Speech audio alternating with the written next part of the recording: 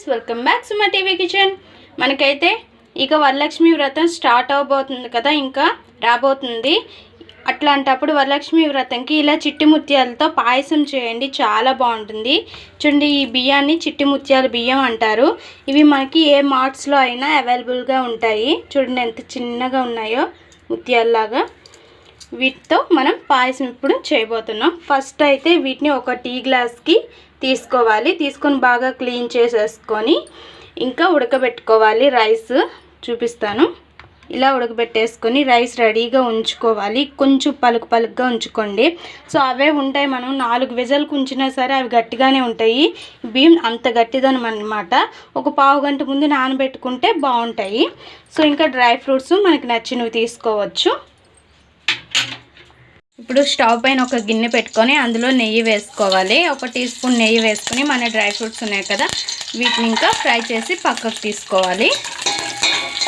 మీ దగ్గర ఏవి అవైలబుల్గా ఉంటే అవే తీసుకోండి.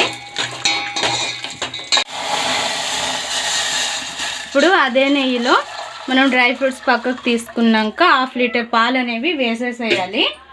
వేసేసి పాలు కొంచెం మరగాలి. కొంచెం ఒక పొంగు అనేది రావాలి. పాలు 1/2 లీటర్ పాలు అయితే సరిపోతాయి. టీ గ్లాస్ రైస్కి మీకు గ్లాస్ చూపించలేదు కదా క్వాంటిటీ. సో చూడండి, ఇట్లాంటి ఒక గ్లాస్తో రైస్ అనేవి నేను తీసుకున్నాను. ఈ గ్లాస్ రైస్కి మనం 1/2 లీటర్ పాలు సరిపోతాయి. మనకి బెల్లం అనేది నేను తెల్ల బెల్లం తీసుకున్నాను. అందుకోసమని షుగర్ని కొంచెం క్యారమెల్ చేస్తున్నాను, కలర్ కోసమని. రెడీగా క్యారమెల్ చేసుకొని ఉంచుకోండి. పాలు ఒక సైడ్ మరుగుతూ ఉంటాయి.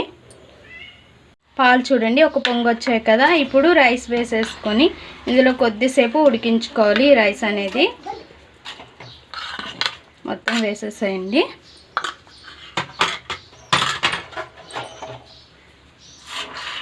ఇంకా రైస్ ఈ పాలల్లో బాగా కొద్దిసేపు ఉడకాలన్నమాట.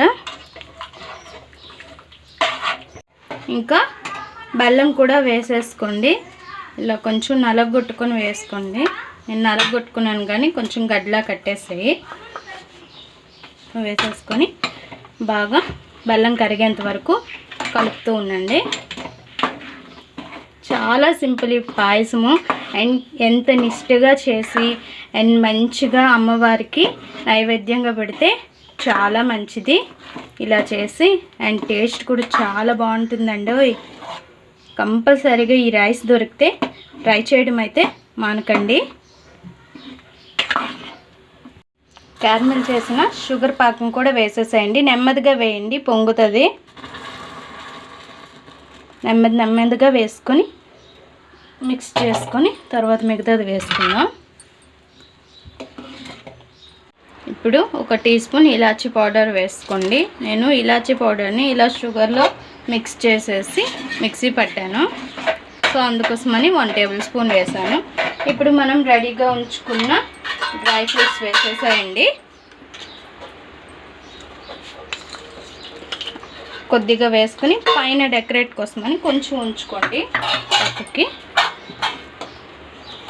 ఇంకా ఇంకొంచెం మీకు తిక్కుగా కావాలి అనుకుంటే ఇలానే 1 నిమిషం ఉంచేస్తే తిక్కుగా అయిపోతుంది.